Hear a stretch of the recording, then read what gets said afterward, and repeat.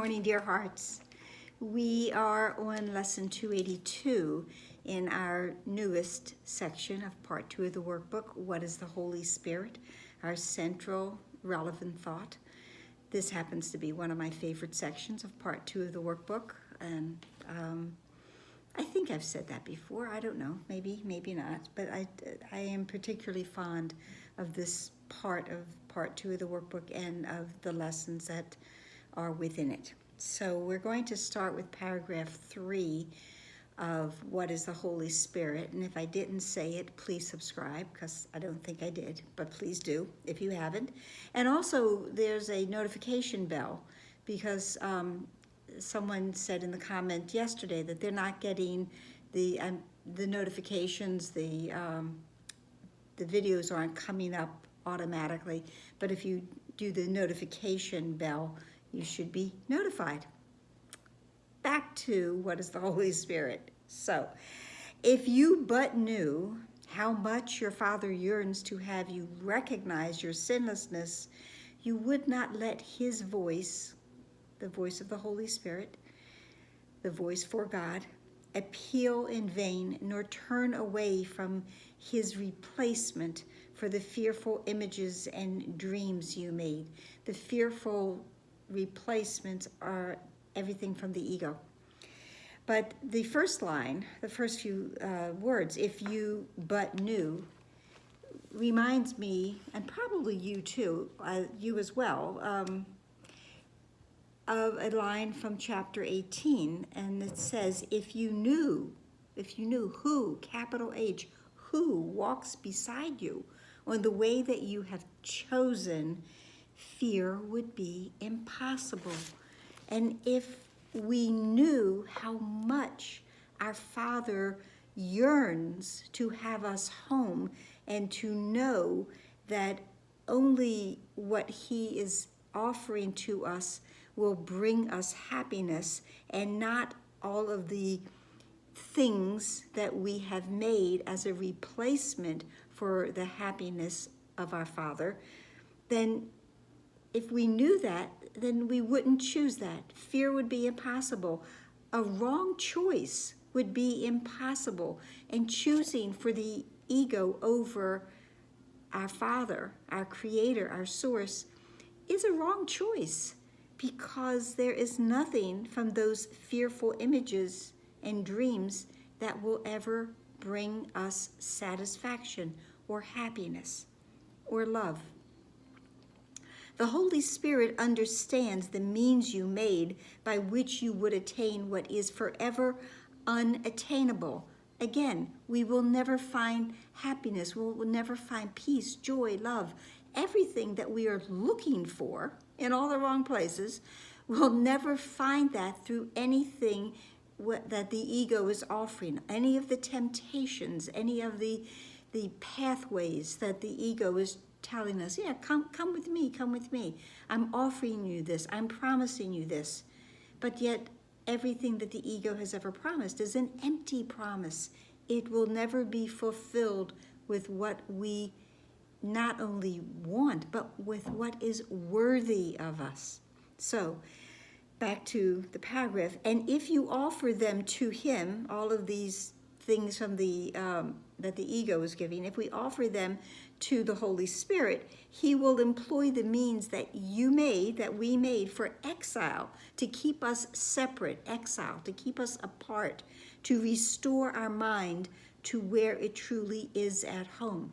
The Holy Spirit will take everything that we have made up to keep us separate, and He will transform it into what is needed, the recognition, the awareness to bring us home. Now, today's lesson, 282. I will not be afraid of love today. And in yesterday's lesson, I said, because the second paragraph says, I will not hurt myself today. And I said, there's many I will not lessons or lines within the workbook that I will not. It's a declaration of, I've drawn the line. I will not cross that line. I will not be afraid of love today. But it's also saying, I will not be afraid of God today. I will not be afraid of truth today. I am declaring now for peace. I'm declaring now for my oneness. I'm declaring now to understand truly who I am. I will not be afraid of love today. I will no longer believe and practice separation. If I could realize but this today, if I could just realize that I will not be afraid of love, I will not be afraid, salvation would be reached for all the world. That peace, that forgiveness will be reached for all the world. And in truth, we do need that. This is the decision not to be insane,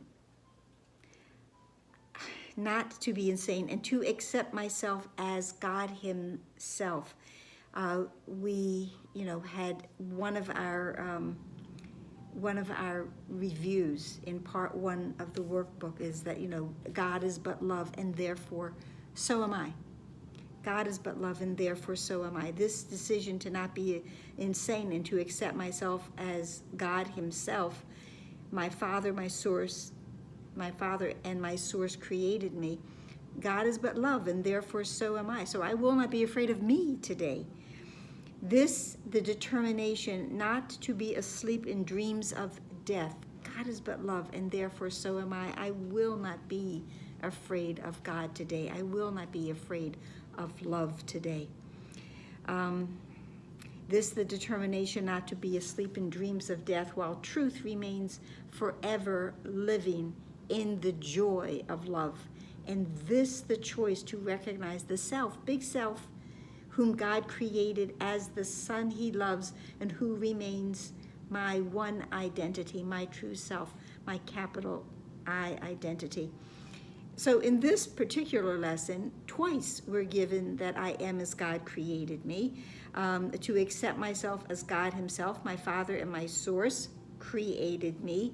And then in the last part of this, the lines, and thus the choice to recognize the self whom God created as the Son he loves. I am as God created me. I am as God created me. I will not be afraid of myself today, my true self today. I will not be afraid of love. I will not be afraid of God. I will not be afraid of truth.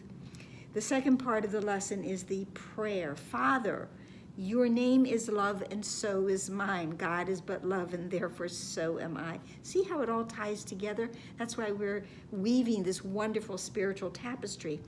Such is the truth. And I love when it says, such is the truth. It appears a few times throughout the course, and it is so distinctive, and so, yes, that's it. Such is the truth. This is the truth.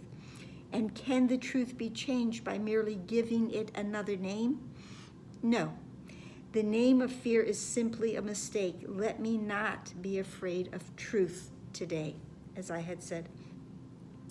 And when it says, and can the truth be changed by merely giving it another name, it made me think of Shakespeare, that a rose by any other name would smell as sweet. No matter what I try to change and call the truth something different, the truth remains true. The truth is true, and nothing else is true. And that is true for today. So please like, please share, please subscribe. I'm loving the comments, and I'm so grateful when you tell me that these lessons have been helping you to stay with the course. It touches me greatly and deeply. So like, share, subscribe, and pray. We know where our prayers are needed. We know that it is time to see this world differently and to drop everything, every fearful, vengeful thought of war that we have ever had, because all they do is delay us in knowing our true identity and to come home. So yesterday I spoke of the Bridge Over Troubled Water song. Today, just let the words of imagine go through you. They are telling us what we need to know. Imagine that. Namaste.